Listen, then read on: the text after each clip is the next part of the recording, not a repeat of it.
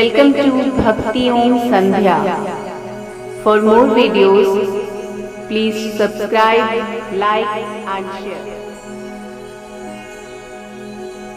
आज सोमवार है। इस दिन भगवान शिव की विशेष पूजा की जाती है। महादेव की कृपा पाने के लिए सोमवार का व्रत काफी महत्वपूर्ण होता है। इस व्रत में शिवलिंग का जलाभिषेक जरूर करना चाहिए। मान्यता है कि इस कथा को सुने बिना व्रत और पूजा अधूरा ही रह जाता है। एक समय की बात है, किसी नगर में एक साहूकार रहता था। उसके घर में धन की कोई कमी नहीं थी, लेकिन उसकी कोई संतान नहीं थी। इस कारण वे बहुत दुखी रहता था। पुत्र पाने के लिए वह प्रत्येक सोमवार व्रत रखता था और पूरी श्रद्धा के साथ शिव मंदिर जाकर भगवान शिव और पार्वती जी की पूजा करता था। उसकी भक्ति देखकर एक दिन मां पार्वती प्रसन्न हो गई और भगवान शिव से उस साहूकार की मनोकामना पूरी करने का आग्रह किया। पार्वती जी की इच्छा सुनकर भगवान शिव ने कहा कि हे पार्वती, इस संसार में हर प्राणी को उसके कर्मों का फल मिलता है और जिसके भाग्य में जो भी हो उसे भोगना ही पड़ता है। लेकिन पार्वती जी ने साहूकार की भक्ति का मान रखने के लिए उसकी मनोकामना पूर्ण करने की इच्छा जताई। माता पार्वती के आग्रह पर शिवजी ने साहूकार को पुत्र प्राप्ति का वरदान तो दिया, लेकिन साथ ही यह भी कहा कि उसके बालक की आयु केवल 12 वर्ष होगी। माता पार्वती और भगवान शिव की बातचीत को साहूकार सुन रहा था। उसे ना तो इस बात की खुशी थी और ना ही दुख। वह पहले की भांति शिवजी की पूजा करता रहा। कुछ समय के बाद साहूकार के घर एक पुत्र का जन्म होता है।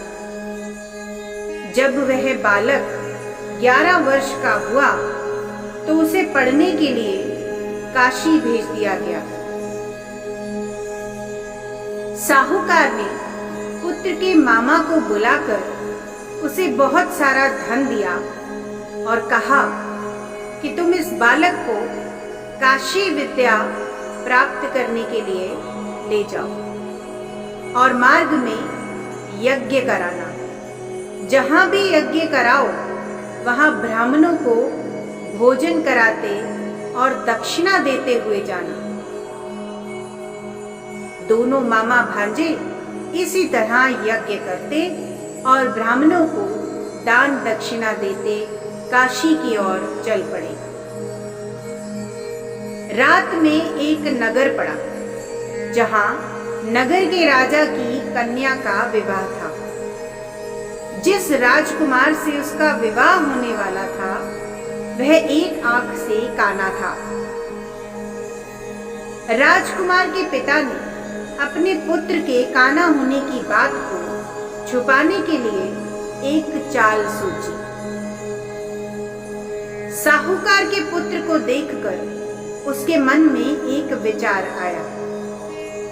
उसने सोचा, क्यों ना इस लड़के को दूल्हा बनाकर राजकुमारी से विवाह करा दूं।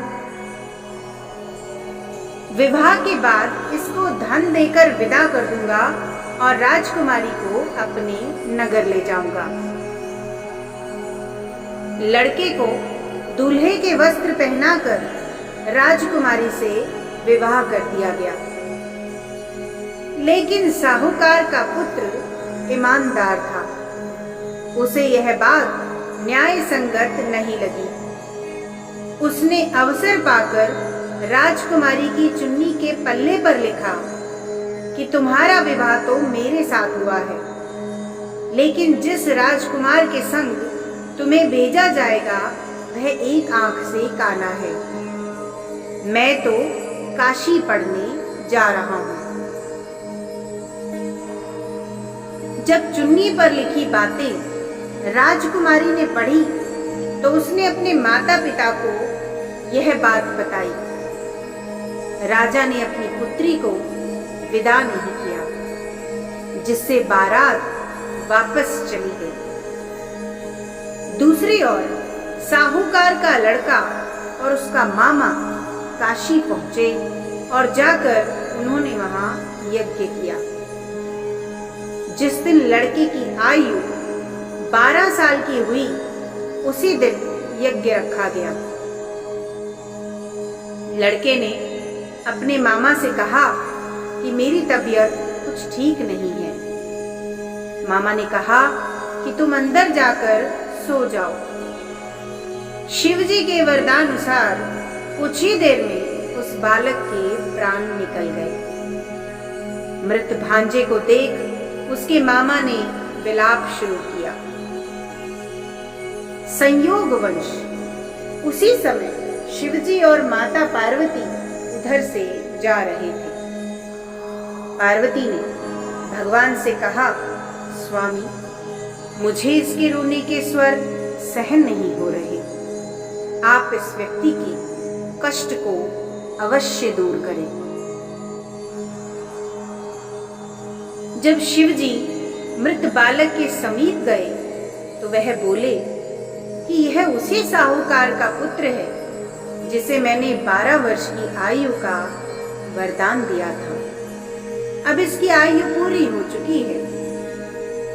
लेकिन मातृभाव से विभोर माता पार्वती ने कहा कि हे महादेव, आप इस बालक को और आयु देने की कृपा करें, अन्यथा इसके वियोग में इसके माता पिता भी तड़प तड़प कर मर जाएंगे। माता पार्वती के आग्रह पर भगवान शिव ने उस लड़के को जीवित होने का वरदान दिया। शिवजी की कृपा से वह लड़का जीवित हो गया। शिक्षा समाप्त करके लड़का अपने मामा के साथ अपने नगर की ओर चल दिया। दोनों चलते हुए उसी नगर में पहुंचे जहां उसका विवाह हुआ था। उस नगर में भी उन्होंने यज्ञ का आयोजन किया। उस लड़के के ससुर ने उसे पहचान लिया और महल में ले जाकर उसकी खातिरदारी की और अपनी पुत्री को उसके साथ विदा किया।